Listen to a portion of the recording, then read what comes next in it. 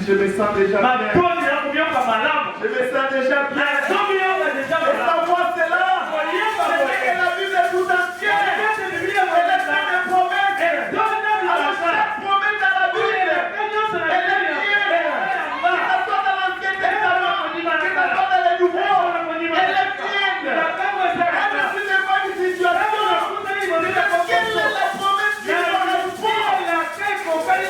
correspond? Alléluia. Écoutez ce que Paul dit. Qu'est-ce qu'il dit? Si quelqu'un adopte une attitude mentale correcte, envers une promesse, et qu'il les réclame, il est obligé de l'accomplir. Alléluia. C'est pas moi qui l'ai dit. C'est pas madame qui l'a dit. Si vous avez une attitude mentale correcte envers une parole et que vous la réclamez, Dieu est obligé de l'accomplir. On peut dire ça?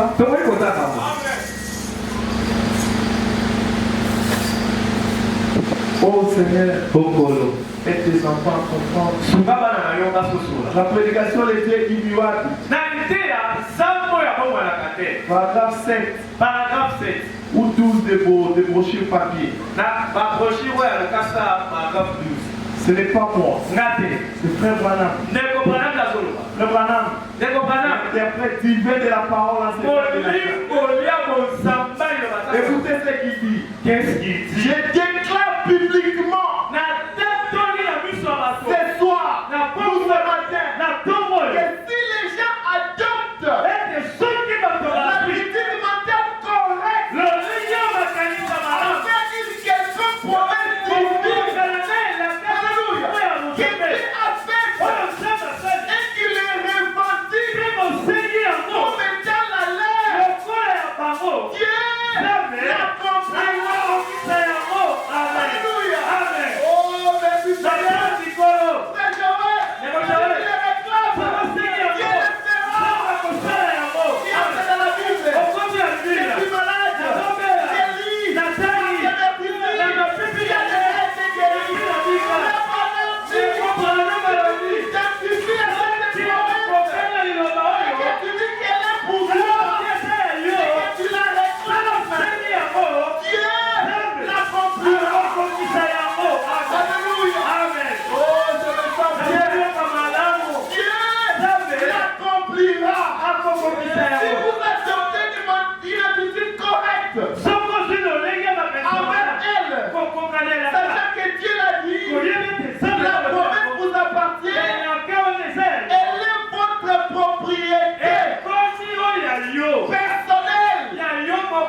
Oh Seigneur, que Dieu nous aide à comprendre cela. Est-ce que vous avez des promesses dans la Bible? Vous avez des promesses dans la Bible? Je ne pense pas. Cela ne vous laissera jamais indifférent. Moi j'ai des promesses. Je vais souffrir. Jamais. C'est comme un enfant. L'apôtre Paul qui dit, si un enfant est héritier, qui a encore un foi, il peut être comme un esclave. Mais quand il grandit et qu'il comprend que la maison lui appartient, il fait Dieu qui est pire. Vous êtes là, les promesses sont mieux. Ok, total amour. Mais on doit souffrir, total amour. Ok. De l'autre côté, il y aura un frère JP qui est en quête de promesses. Si la Bible dit, vous serez la tête et non la cœur. Moi, je m'identifie à ça. Je prends maintenant ma parole. Je la réclame. Seigneur, tu as dit, et les autres, sont là comme des spectateurs. Ah bon? C'est aussi pour moi. C'est aussi pour moi. Ah, c'est bon. La parole est une semence. Je continue avec la parole est une semence. Qu'est-ce que sèmera semer? Une semence fécondée qui tombe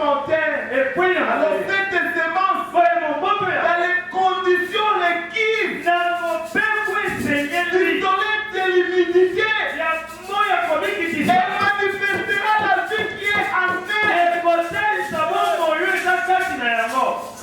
Oh Seigneur, oh Colo, je ne sais pas si vous me comprenez. Est-ce que vous saisissez quelque chose? L'attitude mentale correcte envers la parole de Dieu. Dieu est merveilleux. Il dit ceci. La foi, c'est la meilleure attitude. Pas seulement un sentiment. La foi n'est pas une émotion. La foi n'est pas une humeur. La foi, c'est quelque chose que vous avez de l'intérieur. Ancré sur la parole. Vous connaissez l'auteur de la parole. La foi, Dieu ne sait qu'on entend. C'est qu'on entend de la parole de Dieu. Quoi la parole? C'est le message. C'est ce que nous vivons. C'est ce que la Bible dit. C'est ce que Dieu a dit. Oh non, quand je sentirai, je croirai. Frère, les sentiments peuvent changer. Les sensations peuvent changer. Même les humains, ça peut changer. Tu étais à l'église. Tu restais la promesse. Tu étais dans la joie. Dès que tu sors, les sentiments changent. Mais la foi ne bouge pas. La foi, c'est comme une boussole. Toujours autant. Peu importe la direction. Pourquoi? C'est la position idéale. Et la foi, il y a deux types de foi. Il y a la foi qui sauve et la foi qui amène des choses. La foi qui sauve, c'est la foi dans la parole de Dieu. Il n'y a que la parole de Dieu qui sauve. C'est que la parole de Dieu a dit. Et que vous croyez en ça, vous êtes sauvés. Mais pour créer les choses, vous-même, vous pouvez créer cette foi. Vous allez me dire, mais pasteur, qu'est-ce que vous êtes en train de dire? La foi, pour créer, pour avoir les choses que vous avez besoin, vous pouvez les créer par votre attitude mentale correcte. La femme à la perte de sang. Il dit, et c'est dit en elle-même. C'est-à-dire que ce n'était pas écrit. C'est en elle-même. Alléluia. Et c'est dit en elle-même. Moi, je suis en train de perdre le sang. Si je trouve Jésus, si je réussis seulement à toucher sa robe, le sang qui est en train de couler va s'arrêter. C'est écrit dans la parole. D'une part. Et c'est dit en elle-même. Elle a créé autour de ça une foi. Elle a créé une foi. Elle a commencé à forcer, à formuler. Qui avait des bras. Vous savez les gens qui font les râteaux. Et c'est lui qui protégeait Jésus. Donc s'il fait ça, tous les autres temps. S'il fait ça, les autres temps. Et la femme a commencé à ramper. Commencé à ramper. Parce que la foi peut faire. C'est sa propre foi. Il a localisé la robe de Jésus. Il a dit que ça y est. On l'a touché. Alléluia. La profondeur. Qui connaît nos cœurs. Il savait que cette femme avait créé sa foi. Et ça lui touchera. Quelque chose se fera. Après Jésus a dit, qui va toucher? Qui va toucher? Pierre a dit, Seigneur, c'est tout le monde qui te presse. Et c'est moi qui te protège. Comment tu demandes que quelqu'un t'a touché? A dit non, quelqu'un m'a touché. Et une fertière quittée. Il regarde comme ça. C'était une femme. Elle dit, femme, toi qui m'as touché. Oui, il va. Ta foi. Ta vie. Frère, tu peux créer ta propre foi. Oh non. Le problème c'est que vous ne croyez pas. Vous ne croyez pas. Metanoia.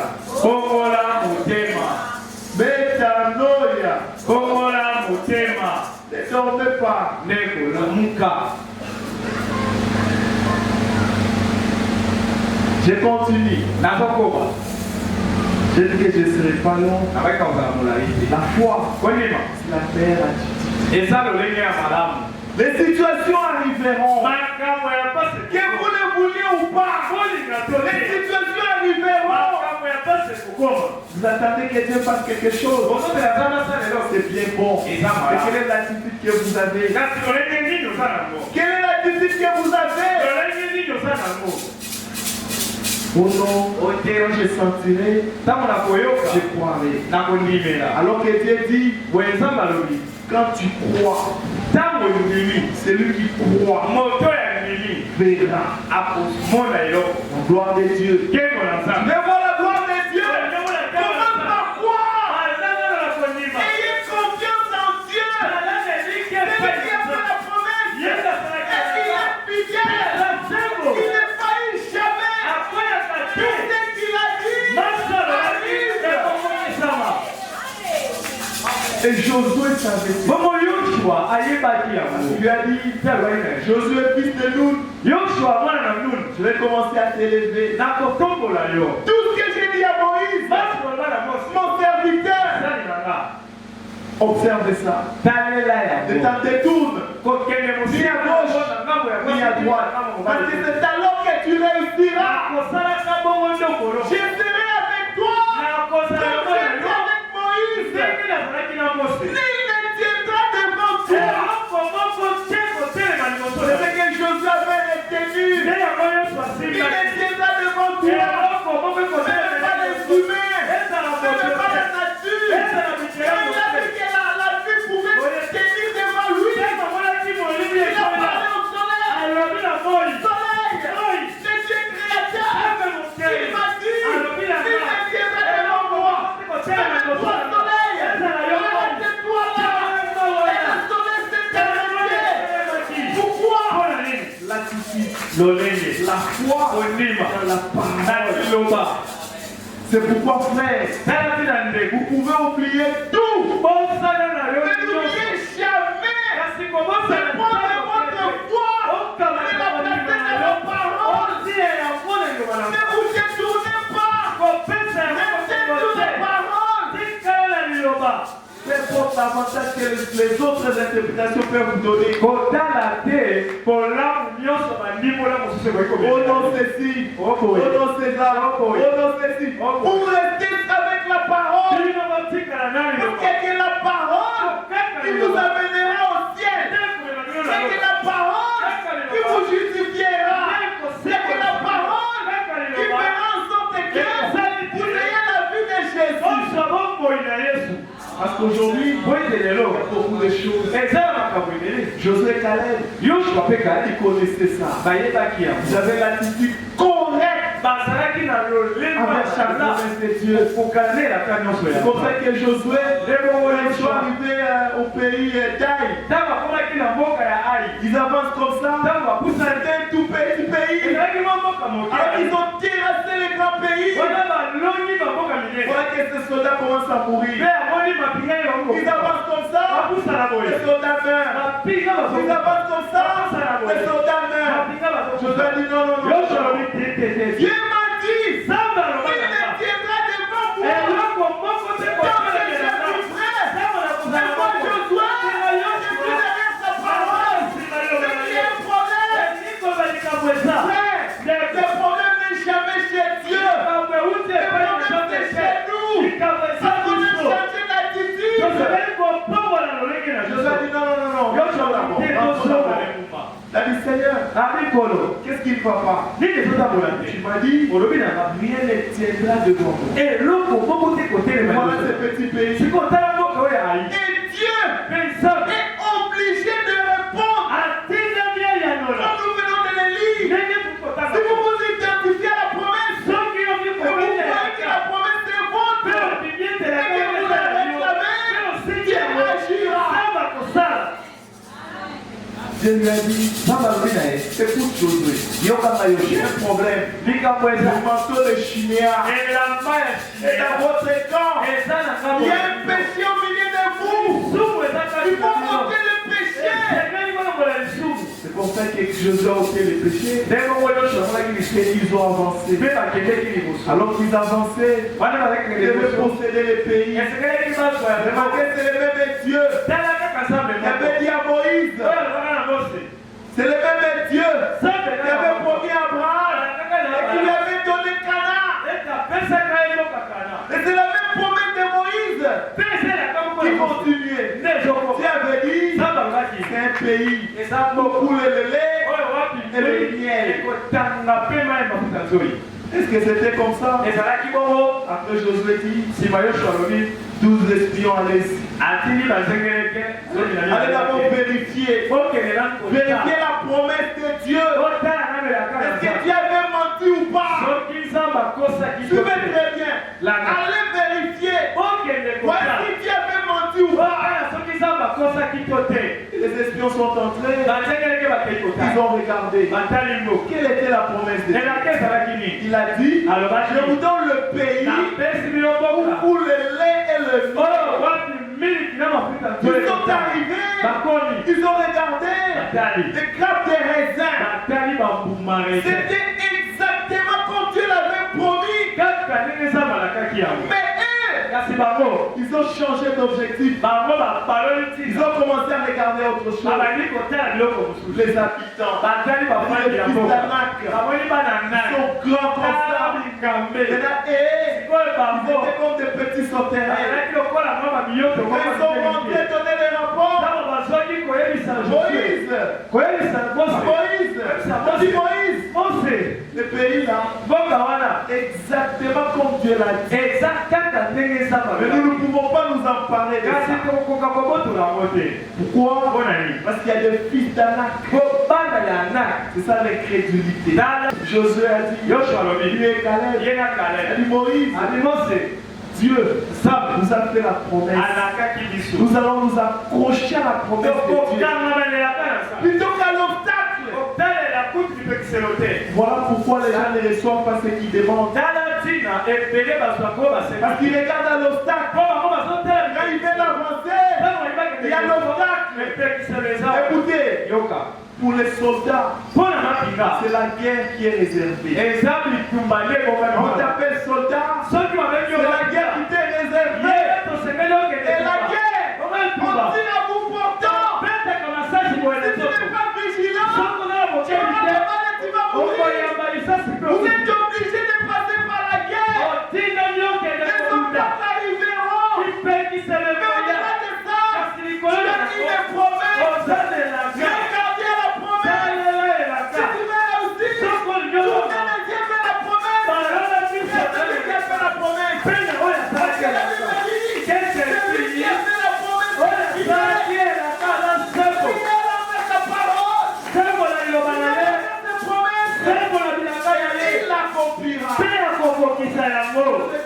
dit, celui qui a fait la promesse, il a sa parole. Parce que c'est Dieu qui a dit, il le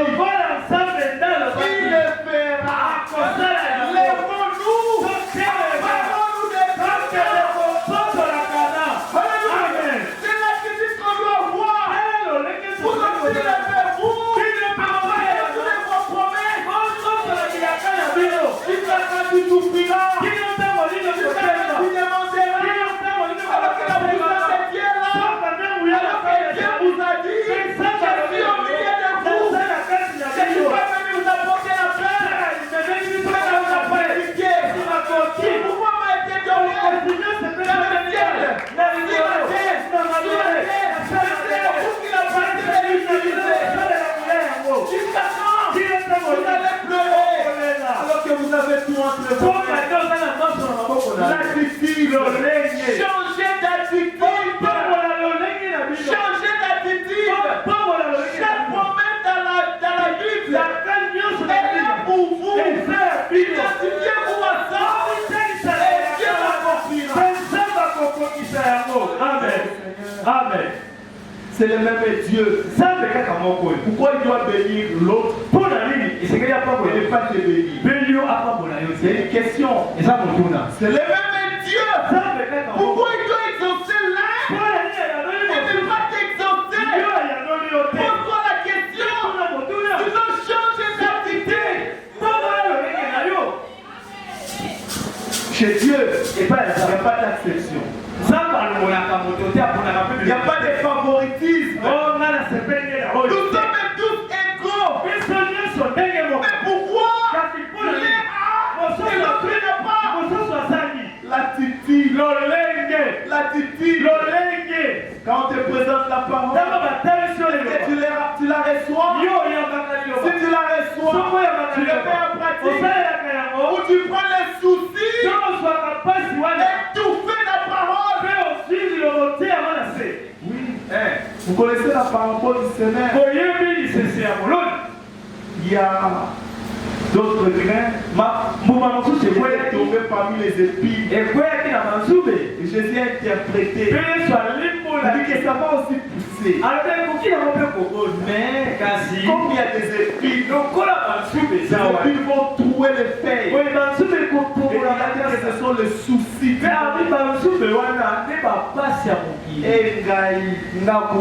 Qu'est-ce qu'on va manger? Qu'est-ce qu'on va boire? Comment on va payer les loyers? Alors que Jésus a dit, ne vous inquiétez pas de ce qui a mangé, ni à boire. Ce sont les païens qui s'en occupent. Vous cherchez le royaume des cieux et sa justice. Et le reste sera accompli. Quelle est votre attitude quand l'obstacle arrive? Tenez-vous sur la parole. Vous laissez la place aux soucis. Parce que l'épreuve arrivera. Comme la femme syrophénicienne. Dieu a dit, je ne vais pas vous occuper de manger ni de boire. C'est ça, non? Vous vous retrouvez à 15 heures, même pas l'argent. C'est votre attitude. C'est ça l'obstacle. Regardez-vous à la parole et à la promesse. Pour ce que vous voyez avec vos yeux. C'est là que vous savez que vous êtes chrétien. N'ayez pas l'attitude de plainte. Comme les autres de la promesse, elle est bonne. Elle est vraie. Prenez les raisins. On ne saura pas s'emparer parce qu'ils sont forts. Voyez cette maladie-là. Les médecins, c'est les spécialistes. Alors que la parole dit, en mon nom, je poserai les mains aux malades et les malades seront guéris. Mais moi, là, tu prends ta foi à ce que le médecin a dit. Malheureusement, c'est ce qui va s'accomplir. Mais si tu prends la foi, c'est dit que non, c'est lui qui a déclaré ça incurable. L'intelligence, elle est créée par les grands médecins. Et les grands médecins ont dit, parce que ici, tu vas te lever, tu vas commencer à marcher. Tu regardes à l'invisible. Seigneur, par ta parole, je me lève, je vais marcher. Aujourd'hui, tu commences à marcher. Tu seras guéri. Amen. La foi, c'est comme une folie. Je vous ai toujours dit, même l'année passée, je vous ai dit, la foi c'est comme une folie. Tu as besoin d'une parcelle. Appelez les commissionnaires. Allez visiter. Et dites Dieu, Seigneur, j'ai choisi cette parcelle. J'ai exprimé à Où est la foi? Je vous ai même dit, allez là, on voit le véhicule. Entrez, choisissez. Seigneur, moi j'ai choisi ça. La foi, c'est une ferme assurance. Et ça, elle dit qu'il était La démonstration des choses qu'on ne voit pas. Comment savoir que vous avez la foi? Ou c'est les raisonnements que vous avez? Ou c'est la foi intellectuelle? Prenez Dieu au mot. C'est ça l'attitude correcte. Prendre Dieu au mot. Il a dit, il doit le faire. Oh Seigneur, la foi attire même la visitation.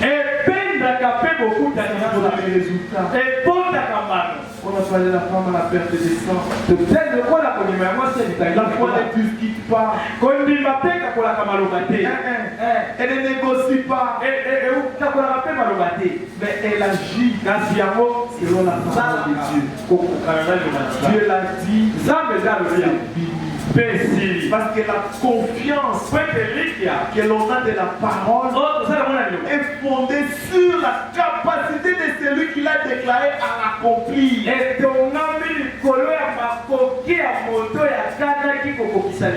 Autrement dit, si vous ne croyez pas, c'est que vous ne croyez pas que Dieu peut le faire. C'est ce qui signifie l'incrédulité. L'incrédulité signifie Dieu peut ou ne pas accomplir sa parole. Et vous doutez même de la capacité à Dieu de pouvoir accomplir sa parole. Là c'est grave. C'est grave. Alors changez d'attitude. Et Dieu vous aide. Cette année, c'est une année de visitation. Ce n'est pas une année pour murmurer. Ce n'est pas une année pour douter. Pour observer les grands et les géants. Ou ce n'est pas une année pour expliquer comment c'est difficile. Mais c'est une année, il faut croire avant de voir. C'est une année où il faut commencer à parler, à témoigner, avant que la chose arrive. C'est pas même la foi. David a dit, comment je vais concher ta tête aujourd'hui. C'était pas encore arrivé. Il a pris la fronde. Il a jeté la pierre. Avant même que Colette ne tombe. Il pourrait déjà terminer. Pourquoi on m'a dit que la foi est une vision à long portée. Il avait déjà vu que Colette était la tête, il est là. Il est déjà tombé. Alors il commençait à courir. Il a coupé la tête. Mais toi, même si tu vois que tout s'arrange, déjà 90%, tu doutes encore. Tu veux quoi? Tu n'as pas la foi. La Bible dit, pour être agréable à Dieu, il faut quoi? Il faut voir la foi. Il est impossible, pas difficile, mais impossible. Et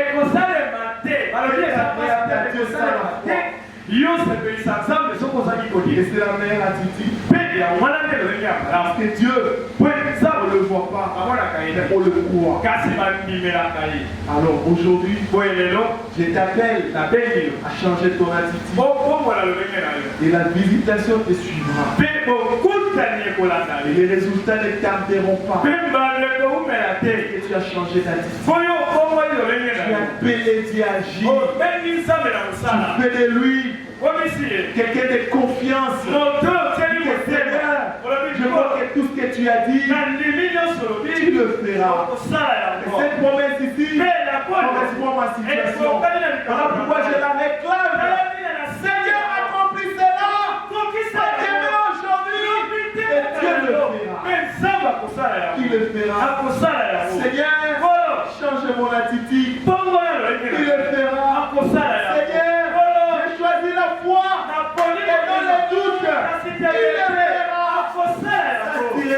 la vindication. Et ça produira les résultats. Et je crois qu'au nom de Jésus, c'est arrivé. Que Dieu vous bénisse.